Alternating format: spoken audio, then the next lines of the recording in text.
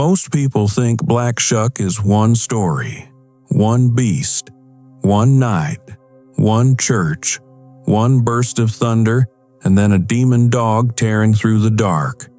But the truth is murkier than that, because the deeper you go, the less Black Shuck looks like a single creature, and the more he looks like an entire region's fear-given teeth. Black Shuck belongs to East Anglia, Norfolk, Suffolk, marshland, lanes, ruined places and churchyards where mist hangs low and every sound feels too close. This is not a legend that lives in one village alone. It spreads across the landscape like weather, and that is part of what makes it endure. Even his name refuses to stay still. He is Black Shuck, but also Old Shuck, Old Shock, and in the wider black dog tradition, related figures appear under names like Shock, Old Scarf, Old Shep, Oud Rugman, and The Hateful Thing.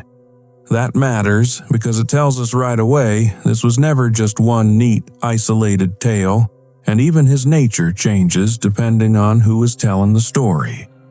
In one telling, he is a death omen, a hellhound, a devil thing with burning eyes. In another, he is strangely quiet, almost watchful, even protective, especially toward lone travelers and women walking dangerous roads. The same creature is remembered as both curse and guardian. That contradiction is where the real story begins. Because when a legend can be monstrous in one village and protective in the next, you're no longer dealing with a clean piece of eyewitness history. You're dealing with folklore, something older, something flexible, something communities reshape to match the fears they already carry. The most famous chapter begins on the 4th of August, 1577. A violent storm tore through Bungay and Blythburgh in Suffolk. Contemporary and later accounts agree on the essentials. The weather was savage, people were killed or badly injured, and very quickly the event became attached to the image of a black dog. This is the version most people know. Worshippers gather in church as thunder rolls overhead, rain lashes the building, lightning splits the sky, and then, according to legend, Black Shuck enters. In some retellings, he kills a man and a boy in Bungay. In others, he appears at Blythburgh, racing through the church and leaving death and burns behind him. That story spread because a man named Abraham Fleming helped spread it.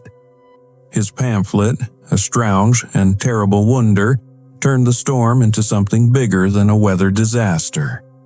He framed it as a warning, a judgment, a moral event, not just thunder and fire, but sin made visible. And that is one of the most important things about Black Shuck. Fleming was not writing like a detached investigator, he was writing with religious urgency. The modern Blythburgh history page says it plainly. He turned a violent thunderstorm into a text for the sinful. The beast was not only there to terrify, it was there to preach. A 2024 Cambridge study pushes that even further. It argues that the event in Bungay happened within a community already strained by religious conflict and uncertainty during the early Elizabethan Reformation. In that reading, Black Shuck was not born in a vacuum. He emerged in a place already primed to see catastrophe as a sign from beyond. That changes the whole feel of the legend. Because suddenly, Black Shuck is not just a monster in a doorway. He is what fear looks like when fear already has a language. Storms were never just storms in a world like that. They could be warnings, punishments, omens, messages from God, or from something darker pretending to be him. And once that idea enters a community, it is hard to pull back out. A storm passes, the dead are buried, the roof is repaired, but the story stays. The story keeps walking the lanes after the rain stops. And in East Anglia, It seems that once people had a name for that fear, they started seeing it everywhere. That is why Black Shuck does not remain trapped in Bungay or Blythburgh.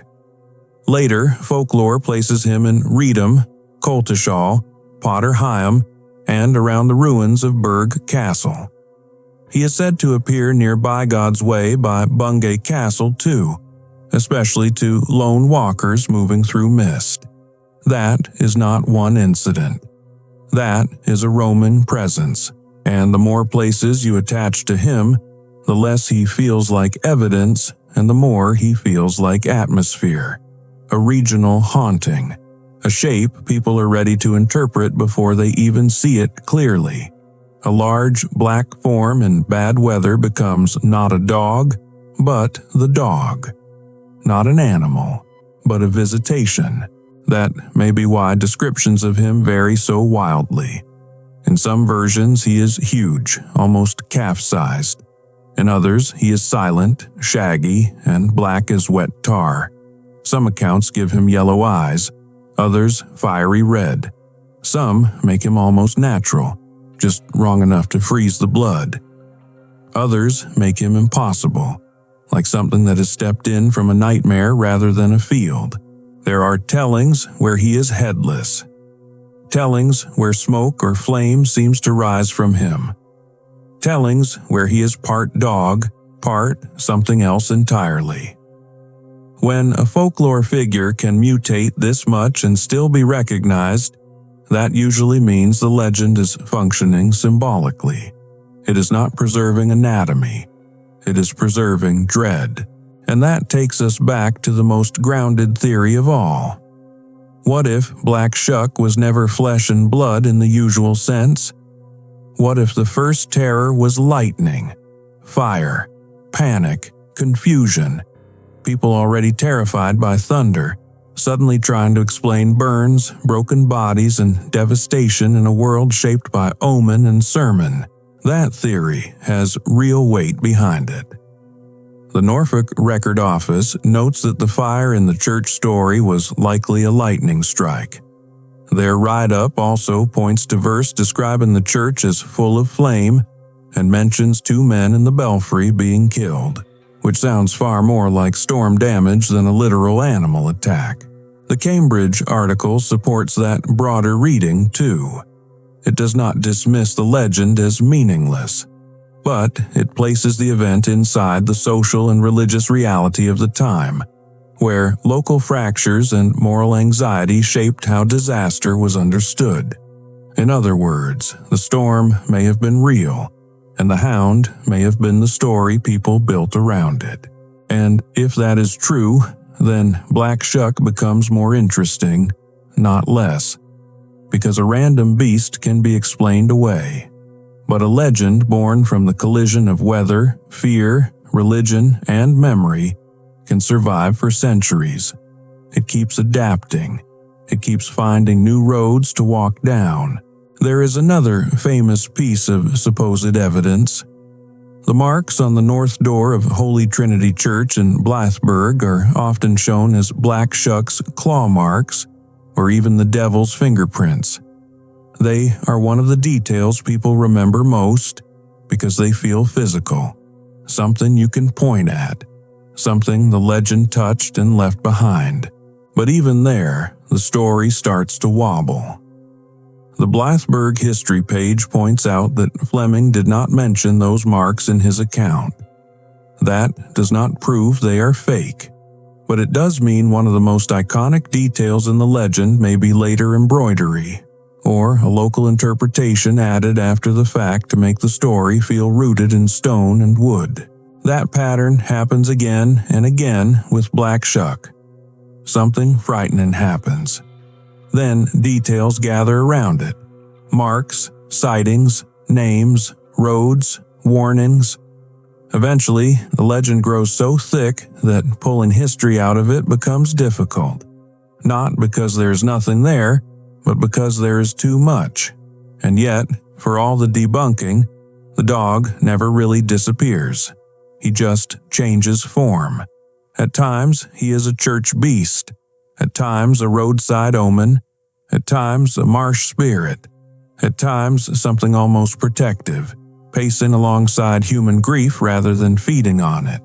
That protective side is one of the most overlooked parts of the legend.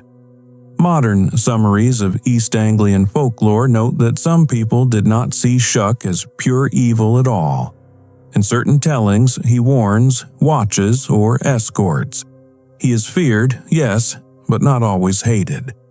Sometimes he behaves more like a boundary figure, something between worlds rather than against humanity. That makes Black Shuck feel older than the church story. Older than Fleming. Older than pamphlets and printed panic. It suggests a deeper black dog tradition already existed in East Anglia, and the storm of 1577 simply gave it its most unforgettable chapter. The church incident may have made Shuck famous, but it may not have created him from nothing. There are later strands of the legend that prove how easily Shuck attached himself to places already heavy with atmosphere. One of the strangest comes from Blickling Hall in Norfolk. There, the Norfolk Record Office traces a folklore chain linking the black dog to Sir Henry Hobart, whose violent death in a duel fed into stories of a cursed estate and a restless beast. In that tale, burial itself becomes unstable. Hobart's body is said to be rejected by the earth. A dog appears around the funeral. The corpse is moved. The story grows darker. Eventually, a black dog with the dead man's eyes is said to haunt the estate, as though moral corruption itself had come back in canine form. That is not history in the courtroom sense. It is folklore fastening itself to a scandalous death and making the end feel supernatural. But it matters because it shows what Black Shuck had become. Not just one hound and one storm, but a shape into which other fears could be poured. A vessel for wicked landowners, bad deaths, cursed houses, and unfinished guilt. The Blickling material gets even stranger. The Norfolk Record Office cites an 1860 handwritten note saying there was a tale at the hall about a black dog haunting the drawing room. It also cites an account of a lady who thought she saw a large black dog run across the room and hide behind a tapestry, even though no such dog could be found. Whether that happened or not is almost beside the point. What matters is that by the 19th century, Black Shuck was still mobile enough to enter elite houses, not just churches and country lanes. He had become part apparition, part social memory, part local inheritance. That is how legends survive. They do not stay fixed, they migrate.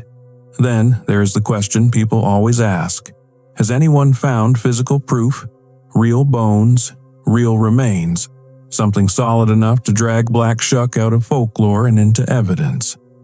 For a moment in 2014, people thought they might have. At Leiston Abbey, archaeologists uncovered the skeleton of a very large dog. Predictably, the headlines ran wild. Was this the devil dog? Was this Black Shuck? Had folklore finally dug itself up out of the soil? It is the kind of discovery that writes its own tabloid story.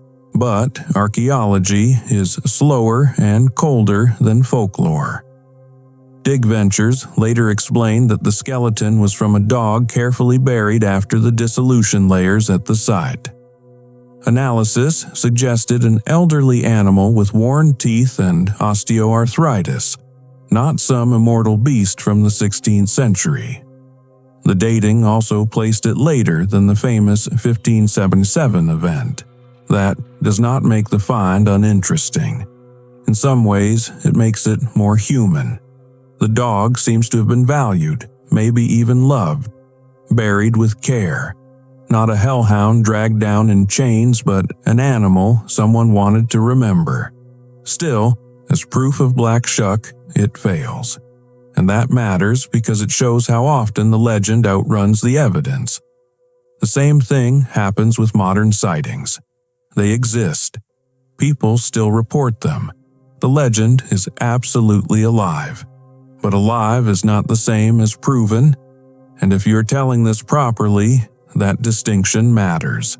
A 2024 National Parks piece says Shuck still feels very present in Bungay and the wider Broads. It noted that photographer Alexander Ward exhibited locals who say they had close encounters with the beast, and it emphasizes how deeply the dog still lives in local memory, identity, and celebration. That is not proof of the paranormal, but it is proof the folklore is active. That same piece treats Shuck as something still spoken about in the present tense. Not only as an old story from 1577, but as a creature people continue to discuss, imagine, and in some cases believe they have met. That tells you Black Shuck is not dead folklore. He is working folklore. A story still doing cultural work now. The annual Black Shuck Festival makes that even clearer. Bungay now hosts a multi-day celebration built around the legend, with storytelling, music, art, and events tied directly to the old tale.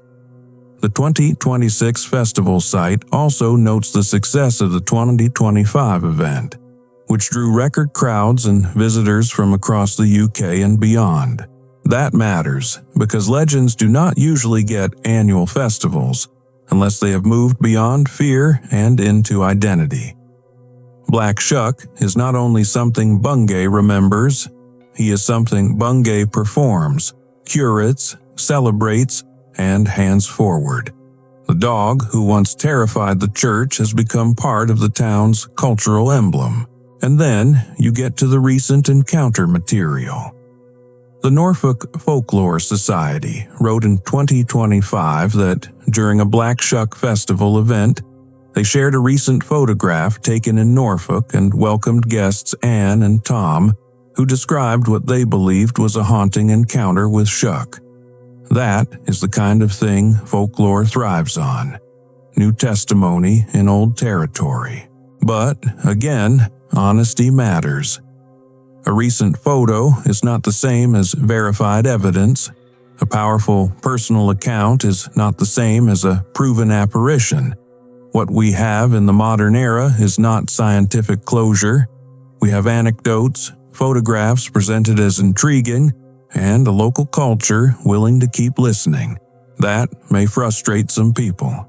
They want the clean answer, real or fake, beast or weather, demon or dog. But Black Shuck has survived this long precisely because he resists that kind of tidy finish. Every time the story gets pinned down, it seems to slip sideways into another lane, another century, another witness. So, what are the main theories? The first is the strongest and most grounded. A real storm in 1577 caused deaths, burns, and destruction. Religious writers shaped the event into a warning about sin, and the black dog image gave terror a memorable form. In this reading, Black Shuck is lightning with a face. The second theory is that Shuck was already there in folklore long before the storm became famous. East Anglia already carried black dog traditions, and the 1577 incident simply attached itself to an older supernatural pattern. That would explain the range of names, the shifting descriptions, and the fact that Shuck appears in so many places and roles. The third theory is broader and more psychological. Not that Black Shuck is merely invented, but that he functions as a cultural container. Communities project dread into him. Storm fear, death anxiety, moral panic, lonely road terror, bad conscience. When a region keeps seeing the same symbolic form for centuries, that usually says as much about the people as the apparition. This is an inference from the way the legend behaves across places and centuries, and maybe that is why debunks never fully kill him. The claw marks can be questioned. The skeleton can be dated away. The pamphlet can be exposed as moral theater. None of that destroys Black Shuck, because Black Shuck was never held together by one piece of evidence. He was held together by repetition, belief, and the atmosphere of a whole region. If anything, debunking sometimes makes him stronger. Once the literal dog becomes less certain, the legend becomes freer to expand. He can be storm memory, ghostly warning, folk devil, roadside guardian, cursed aristocrat's shadow, ancient beast, modern sighting. The uncertainty is not a weakness in the story. It is the engine that keeps it alive, and East Anglia has fed it well. Through sermons and pamphlets, through local histories, through handwritten notes and house legends, through roads where people still glance twice into the mist, through modern festivals where the old beast is welcomed back not in terror, but in fascination. Because that is the final twist. Whether Shuck exists as a beast matters less than the fact he exists as a presence. He changed Bungay enough to become part of its cultural identity. He changed storytelling enough to keep returning in new forms. He changed memory enough that hundreds of years later, people are still arguing over what entered those churches. And maybe that is what Black Shuck really is. Not proof of the supernatural. Not proof against it either. Just the shape a landscape gives to fear when fear refuses to die. A black form on the edge of the road. A sermon in fur. A storm that never really ended.